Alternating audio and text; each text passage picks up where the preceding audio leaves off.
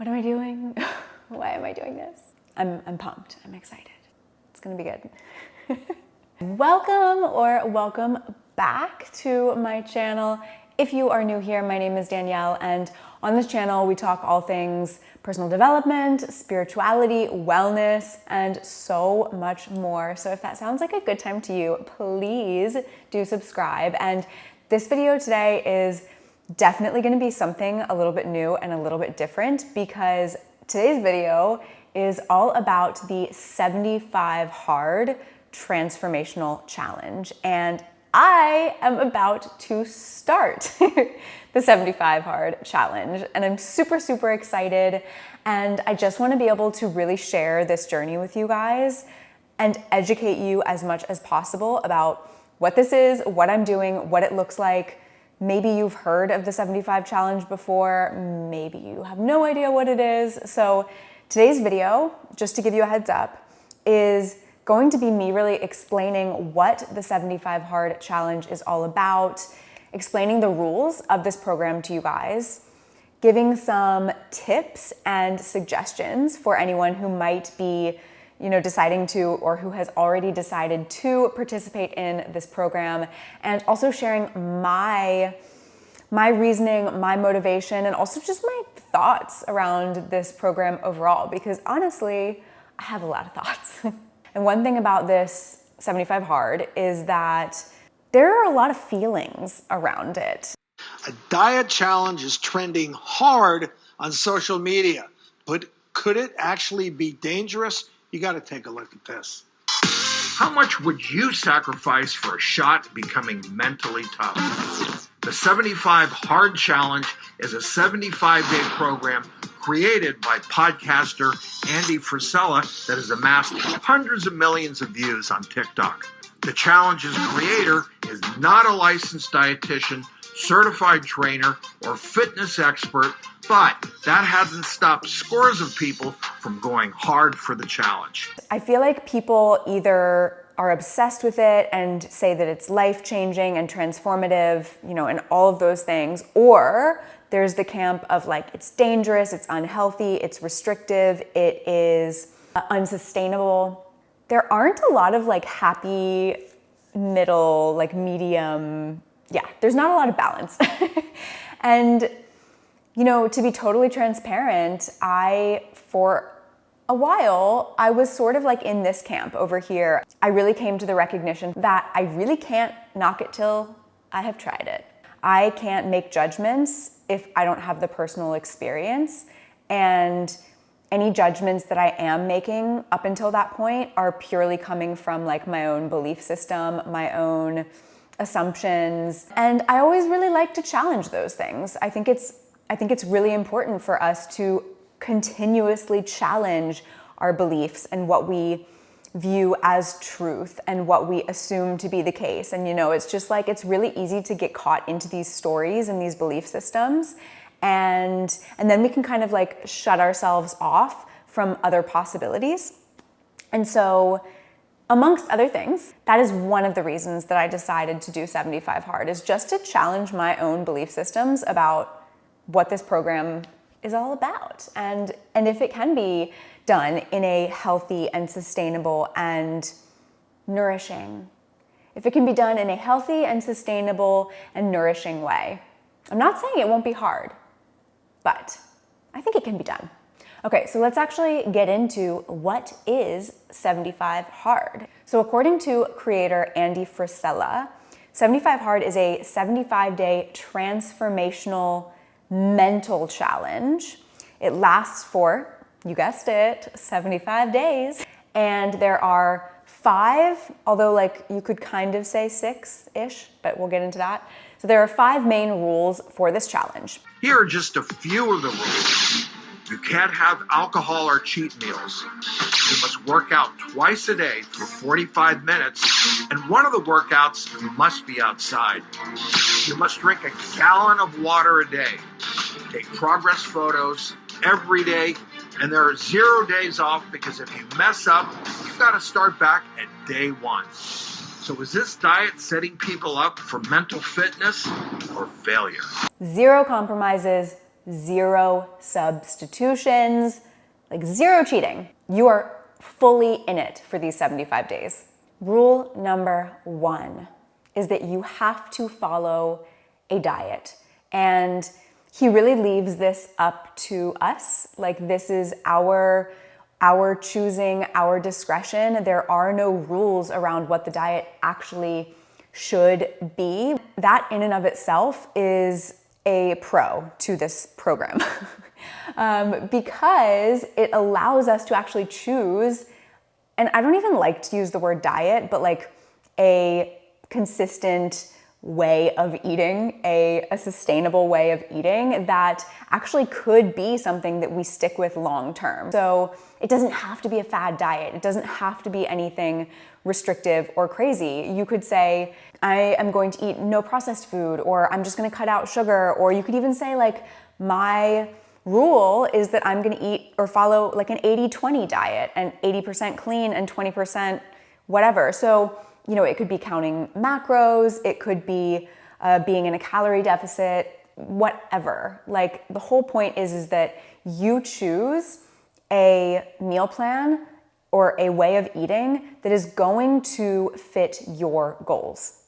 No deviations, no excuses. So once you have decided on that meal plan, that diet, that is it, okay? That is what you stick with. And no alcohol. And this is why I say it's kind of like 6 rules, because this is like a requirement, no alcohol, but yeah, no alcohol. So I wanted to walk you guys through what I got from the store, what my diet is going to be, although I don't really think of it as a diet. But yeah, let me show you guys what I got and what I'm gonna be eating for the next 75 days. All right, so here is all of the, well, pretty much this is like all of the produce, okay? So we've got lots of really beautiful greens. I went with arugula because I'm trying to incorporate some more bitter greens into this meal plan. I know that bitter greens are really, really good for like your gut and digestion and different things. So I got those. Some mixed power greens. What is in this one? Charred baby spinach, kale. And then of course, some microgreens. I freaking love these things from Trader Joe's. I got cucumber, celery, green onion, broccoli, some apples for fruit. I'm waving my finger in front of this like a magic wand. Some apples, this vegetable stir fry that I just really like to have this on hand because it's so full of so many different veggies and it's delicious. Broccoli, zucchini, tomatoes, Brussels sprouts. I tried to definitely get, you know, some good like cruciferous veggies and, oh, and of course, avocado. I did also get this from Amazon. This is like the most amazing protein powder when it comes to the ingredients and how clean it is. I love this. I love that it has probiotics, and I cannot do whey protein. Nope. It makes me break out. My body does not like it. So although I'm not fully vegan, I always go for vegan protein powder. So I really like that brand. That is the chocolate one, which I haven't tried. I have always had the vanilla. So let's see how it goes. Okay, making our way here. Ignore the dirty dishes. All right, so let's talk about some proteins. I love tempeh. This did stick with me from my time being vegan. But yeah, I love tempeh, so I did get some tempeh. I got some salmon. I do always go for wild when it comes to the salmon that I buy. And honestly, I don't really eat a lot of fish other than salmon. But yeah, I do always get wild. I got some edamame. Those are the beautiful, these are like the purple, or I don't know if it's Japanese or purple style sweet potatoes, but these are so good. We got some sauerkraut, of course, for the gut. I did grab a couple of these just for an easy option if I do not have time to make anything more time intensive. And I love that this was high in protein and good amount of fiber and really, really clean ingredients also. So I've never had these before, but I figured I would give them a try. I got some green tea, and I've heard that this is really good. Let's see, some coconut aminos for adding some flavor to some different things. This brand, oh Jesus. ignore that. This brand of milk is amazing. It is only 2 ingredients, water and then whatever the nut is, which is super awesome because there are so many like non-dairy milks out there that are just filled with so much crap and gums and fillers and extra ingredients and sugar that we don't need. Like, we just don't. So I love that brand. Quinoa, oats, eggs, pumpkin seeds, walnuts, hemp seeds, flax seeds, and of course, I just love this super bread. It is, it's so good. Oh, I love it. So yeah, I also forgot to buy chia seeds. Okay, that's fine. That is fine. I will get them tomorrow. But I do love to have like different nuts and seeds and things to like throw into my oatmeal or make chia pudding or like whatever it is. So, yay, this is it. And I'm pretty excited. So let's get this ish in the fridge. Okay, I just wanted to share a couple diet related tips for this challenge. Here's the deal. When it comes to the diet, focus on what you can add rather than what you have to get rid of. Like, rather than kind of putting this into a scarcity mentality of like, oh my God, I have to stop eating this and that, what can you add to your diet that would really support you and support your body? And when you start to think of it that way, it kind of just like, boop, boop, like shoos the other things out naturally. If you're focusing on eating like whole, beautiful, nutrient dense, colorful fruits and veggies and clean proteins and things like that, then you're not really gonna have that much space for the other shit anyway. So just like focus on it that way, and then you won't feel so overwhelmed with like all of the things that you have to get rid of. So what can you add? What can you add rather than what you are restricting? Yeah, avoid fad diets. I already said that. Make sure that it's something that is sustainable, because otherwise at the end of the 75 days, then what? And then the next one is to have healthy snacks with you. Like, this is a really big one, because if you are sticking to a specific plan and you're out somewhere and, you know, life happens, right? Like, for some reason you get stuck out longer than you expected and you're really hungry and you don't have something that fits in with your guidelines, either you're gonna not eat at all, or you're gonna slip up and you're gonna give in and you're gonna eat something, and then you have to start over. So yes, make sure if you know that you might be like running errands or whatever it is, that you bring some good healthy snacks with you that fit in with your guidelines. Okay, task number 2 is 2 45-minute workouts each. Okay, so this is like 2 separate 45-minute workouts, and one of them has to be outside in nature, in the elements, and it cannot be covered, right? So you can't be like working out in a garage or, I don't know, under some sort of covered outdoor building, whatever that might be. This is regardless of the elements, okay? I don't care if it's, well, it's not that I don't care, but Andy doesn't care. If it's raining, if it's snowing, if it's freezing, if it's icy, no matter what the situation, you have to do one of the workouts outside. And if you don't, you start over from day one. And the only other thing here is there needs to be 3 to 4 hours of a gap in between the 2 workouts. So a really good tip for this outdoor workout is try to get it out of the way in the morning, especially if you know that the weather is like a bit up in the air. So if it is nice in the morning, get your 45-minute workout that has to be outside, get it done, because you don't know. I mean, the weather is weird sometimes, and especially depending on where you live, we don't know if things might change. So that is probably the best one to do first. And another thing is, it can be a walk. Like, that is absolutely okay. There's nothing in the rules that says that your outdoor workout cannot be a walk. But that being said, it doesn't have to be a walk. It's just an option. It can be whatever you want, with a couple caveats to that rule. Yeah, so there are just a couple things that he does mention in the guidelines that don't count as your outdoor workout. So the first one being like yard work.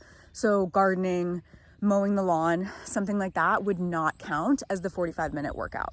And then for your indoor workout, again, it can be almost anything that you would like, and you can really cater this to what you need, what your body is asking for. You could do a strength-based workout, you could do a HIIT workout, you could do cardio, you can do Pilates, like low impact style, you could even do yoga. And so again, this is kind of tying back into this idea that like a lot of people say, or I don't know if it's a lot, but there are definitely people who believe that 2 workouts per day is not healthy. And one of the reasons that they are making that argument is because you're not necessarily allowing your body a rest day, and rest days, recovery days are super, super important for the body, for us to be able to allow our muscles to rest a little bit and recover. And I absolutely agree with that. But that is where it is really nice that you could choose yoga. So if you are really feeling like you need a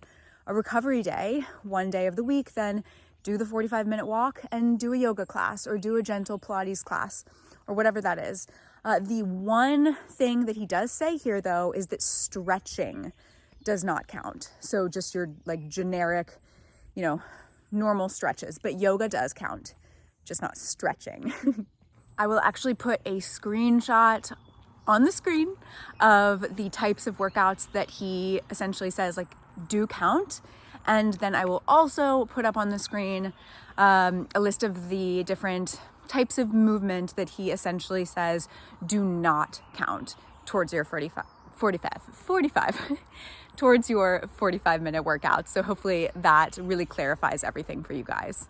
What he really says is the point here is to move. This does not need to be us punishing our bodies. In fact, this could potentially be a really powerful and beautiful practice in learning what ways and how our body wants to move and likes to move and feels good and nourishing for us. And honestly, movement, like mindful movement and different forms of exercise can be one of the most incredible ways to reduce stress. Like I know for myself, when I'm feeling anxious or I'm feeling sad or whatever, like whatever's happening, a good dance cardio workout is like the best way for me to feel better, or a walk outside. Because again, being in nature is like one of the best things in my opinion for shifting your state.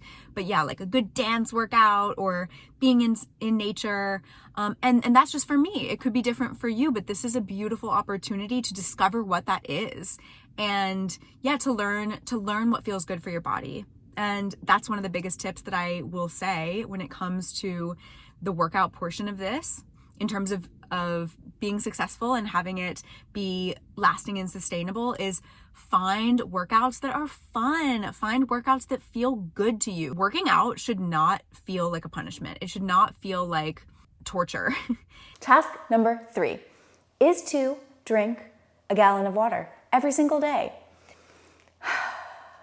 I can't explain to you how much I already have a problem with peeing, okay? The water must be plain, non-carbonated, and like nothing added to the water. Seriously, nothing. No lemon, no electrolytes, no, I don't know, like BCAAs, protein powder, whatever it is that you like to throw in your water. None of it. The water has to be pure and plain, and yeah, you have to drink a gallon of it. On that note, let's talk about water. Let's talk about water, baby. Okay. During the 75 Hard Challenge, you shall be drinking a gallon of water. For all of you metric lovelies out there, that is 3.78 liters or 128 ounces for anyone who's wondering. So, what I recommend for the water situation is, number 1, get a water bottle that is easy to track. I know that I need to drink 6 of these per day to reach my gallon, right? But maybe you get a 40-ounce water bottle. Maybe you get a half gallon, or maybe you get a full-on gallon water bottle. Whatever it is, just know how many of that bottle size, know how many you need to drink, and make sure it's like just easy math, right? Because otherwise it's like, do it like 4 2/7, like, I don't know. Just make it easy. Get a good water bottle and get excited to drink the most water ever. And then last note on water is to drink early in the day. Really, like, as much as you can drink earlier in the day, or the more you can drink earlier in the day, I should say, the better. Because if you're putting off a bunch of your water until nighttime, you're gonna be waking up all night long to pee. And that sucks. It is the worst. It is the worst. Task number 4 is to read 10 pages of a non-fiction book every single day. No fiction books here. This needs to be more along the lines of like self-help or entrepreneurial or something like that, and 10 pages. And something that I found when doing research on this program is that you actually have to fully read one full book. So one book before you move on to the next book, okay? So you can't be like reading 10 pages of this one day and 10 pages of the next one the next day. No, finish a book before you move on to the next one. Also, audiobooks do not count. We need a physical copy of the book. Finally, the last task is to take a progress photo of yourself every single day.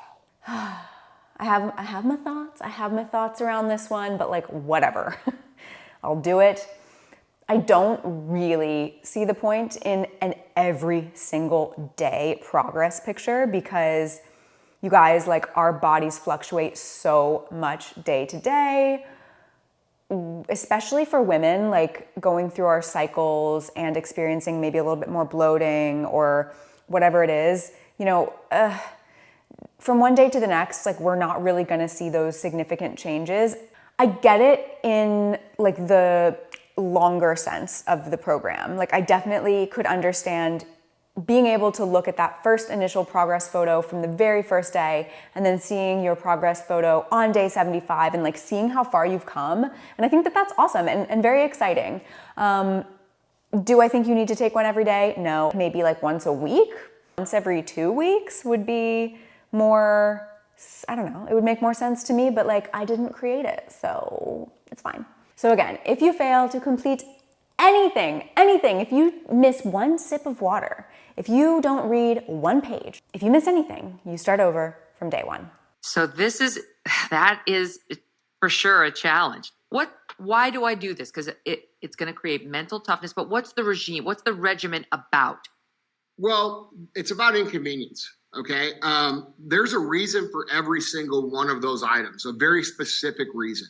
But essentially, the whole point of the program is to put yourself in the most inconvenient, non-compromising situation that you possibly can. Meaning, there is no room for substitutions here. There is no room for, oh, you know what? I don't feel like it. I'm going to give myself a break, or I'm going to give myself a mental day. Because letting yourself off the hook is the reason that you are where you are in this state of unhappiness, in this state of unfulfillment. Okay, so going into just some general tips. Number 1 is to actually listen to his podcast, to Andy Frisella's podcast, where he goes into detail about the 75 Hard Challenge. I do think that it helps to break down and give a deeper understanding as to the meaning behind and the significance behind each of the individual rules, which for a lot of people, like if they don't listen to the podcast or they don't understand the deeper meaning behind it and reasoning behind each rule, like that's where they really might think that it's unsafe or think that it is not sustainable or think that, okay, this is like, there's just no reason for this. So if you feel so inclined, listen to his podcast. I'll link it below. I think that it helped for me personally. To be completely honest and transparent with you guys, I was actually not going to do 75 hard. I was going to do 75 soft. And if you haven't heard of that, it's basically like a modified version. So it's not 75 hard. And that's actually what I was looking at first. And that is what I was considering. And I very much had the mindset of 75 hard is too disciplined, too strict, too restrictive. Like this was my initial mindset. And I know for myself that does also come from the space of my previous history around food and fitness and different things like that. And there was a long time where it was actually very important for me to not really have rules around things like food because I was healing from a past relationship with food that was disordered and healing from an eating disorder.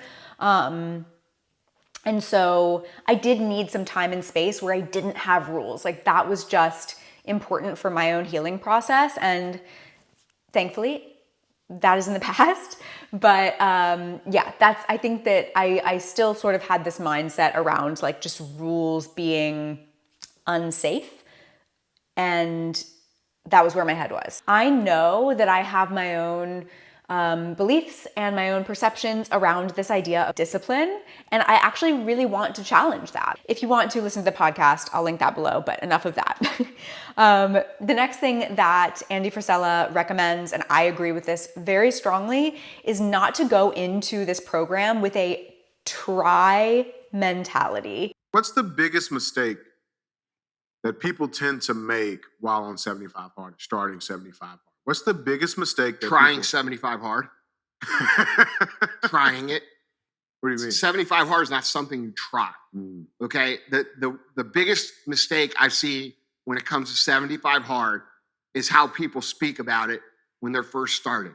And I could tell from most people's mindset in the very beginning whether or not they'll finish the program or not.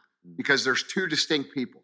There's the person who says, you know, I'm going to try 75 hard. But this is the same person that tried Weight Watchers and tried this and tried that and tried all these things and none of the shit worked for them. All right. Then you got the other person that says, I'm finishing those 75 days.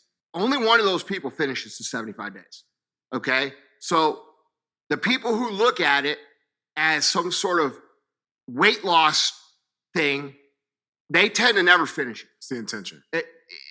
It's a lot more than that. It's their inner dialogue and their inner belief about what they're capable of at the beginning point. And here's the thing. Most of these people self-sabotage themselves without ever knowing it every single day of their lives. And it's with the language they use when they approach an obstacle. This is the whole thing around the word try. When we say that we are going to try to do something, we are already setting ourselves up with an opportunity to not do it, if that makes sense. It's like, oh, I'm going to try to lose weight. I'm going to try to meditate every morning. I'm going to try to, go to bed by 9 p.m. or whatever it is. And we're just already allowing ourselves the lack of discipline, I guess is the best way to say it. Like the opportunity is already there for us to not do it. Like we're not committing. Maybe that's a better way of phrasing it. We're just not committing. When we say we're going to try to do something, there is no commitment. So that is a suggestion as well, is when you go into this, really notice what is your belief system around it. Are you going in saying that you're going to try to do 75 hard? Or are you going into it saying, I am doing 75 hard. I am committed to this and I know that I'm going to make it through these 75 days and there are no excuses. So that is another little recommendation or tip, is just like believe in your ability. Believe that you are going to do this. Don't try. Another recommendation is not to see this as just a fitness challenge, because that is not what it is. And Andy Frisella actually says as well, like if you are just going about this because you want to lose weight, there are easier and more efficient and effective ways to lose weight. So if that is your only goal, this might not be the program for you, because this is yes, potentially weight loss or even like weight gain or muscle gain, like it depends on what you're going for and what your goal is. Like any kind of shift in your body is definitely a possibility with this program, but it's not the goal. And the true aim is the mental side of things, is the mental shift and transformation. So if your only goal is to lose weight or, tone your body or change your body, then it might not be the best option. Okay, looking at my notes, la la la la la la. Another tip I would give, because yes, part of this challenge involves the progress photos. That is a requirement. But what is not a requirement is to weigh yourself every day. So please, please, please don't weigh yourself every day. You don't need to weigh yourself every day. And it doesn't make sense. There's no point in stepping on the scale every single day, because naturally our bodies are going to fluctuate from day to day because of water weight, because of maybe you're bloated, maybe you are on, if you're a woman, if you have a female cycle that you experience, then maybe you are fluctuating because of your cycle and your hormones, whatever that may be. It just doesn't make sense and can definitely cause more mental harm and stress and anxiety if you're weighing yourself every day and expecting a shift every single day. So I don't even intend to weigh myself for this entire challenge. That is not my intention. That's not my goal. The number on the scale doesn't matter anyway, because also you could gain muscle. And so your weight could either stay the same or only go down a little bit or even go up depending on your body composition. So yeah, don't even get me started on the scale, but I would recommend personally to just not put too much of a focus onto the number on the scale. Moving on to the next tip. A lot of people suggest, who have done the program, getting the hard stuff out of the way first, in the first half of the day. So this is going to be different for every person, right? Whatever you consider to be the most difficult parts of the challenge, maybe that's the workout, maybe that is reading 10 pages, whatever. Get it done earlier versus later. Find an accountability partner if possible. And I know that this isn't going to be possible for everyone, because we might not know someone that wants to do 75 hard with us. But if you can find an accountability partner who can do this with you, amazing. Hi, you guys are my accountability partners. So thank you very much for holding me accountable. But yeah, if you can't, then what I would suggest is having a conversation with the people who you love and care about, and the people that you are going to be spending the most time with. Have a conversation with them and explain what you're doing and explain why it is important to you, and really ask them to support you. So even if they're not doing it, that's fine, but ask them to be supportive. Maybe tell them hey, for the next 75 days, please don't offer me sugar, or please don't offer me alcohol, or whatever it is, right? So we're just trying to either get an accountability partner, or if we don't necessarily have that, we're at least trying to have the people around us be as supportive as possible. That being said, sometimes this doesn't happen, right? Sometimes the people around us aren't necessarily the most supportive. And at the end of the day, again, this challenge is a challenge for a reason. So it's important to remember that you are responsible for your own choices, okay? No one can make you do anything. No one has that kind of power over you other than yourself. So I hope that, people who do this are able to have supportive people in their lives. But if they're not, that's definitely part of the mental challenge, right? Is to do something that feels hard, even when the people around us aren't being as supportive as we would like them to be, or are trying to get us to go in a different direction.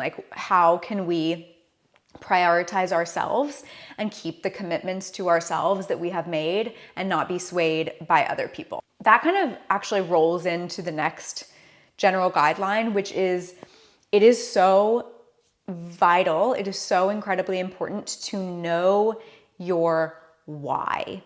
Really get clear on your reasoning, your intention, your motivation behind doing this challenge, behind doing this program.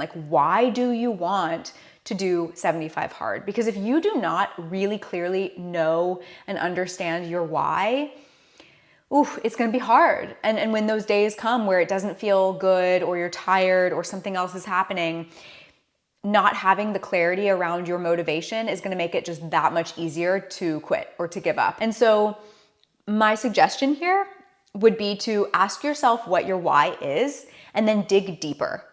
Because oftentimes what we think our reasoning isn't really even the true reason. You know, whatever it is for you, just dig deeper and find that kind of core root why, that really deep core reasoning behind what you're actually doing. And that is what will keep you going even when times get hard and get challenging. So know your why, get clarity around your why. And then my final general tip is check in with yourself often and really tune into your own intuition as to how this challenge is serving you. Your health, your physical health, and also your mental health, definitely your mental health, should always come first. So if at any point in this program you truly, genuinely think and are finding that this is detrimental, like really having like strong negative effects on your mental health or physical health, please listen to your own body and please honor that, whether that means you need to slow down or pause the program and, you know, restart later. Don't be ashamed, don't be afraid, don't feel like guilted into having to push through if it is something that is actually going to physically or mentally harm you. Really check in with yourself. Like, you do not want to do this challenge to hurt or punish yourself or end up in a worse physical or mental state than when you started. I'm a little bit nervous, but overall I'm super excited for this challenge, and I would love to hear your thoughts. What do you think about this challenge? Do you think it's healthy? Do you think it's not healthy? Do you think it's awesome? Do you think it sucks? Do you want to do it? Is this something that sounds like, you know, it could be rewarding for you? It could actually be a transformational challenge for you. Leave your comments below this video. I really want to hear from you guys, just like what you think. Are you gonna do it? Because if so, let's do it together. I love the idea of like getting a community going with something like this together and just being that accountability, being that support system. So yeah, give this video a thumbs up if you liked it. I really hope it helped, especially if you are someone who is actually considering doing the 75 hard challenge and you were just here, you know, looking to learn more and gain some good tips. In the videos to come, I'm going to be sharing my journey. I'm gonna be real, I'm gonna be honest, and just, yeah, really keep you guys with me on this journey, and I'm so excited about it. I'm so grateful for you. Thank you guys so much for watching all the way until the end, and I will see you in the next video.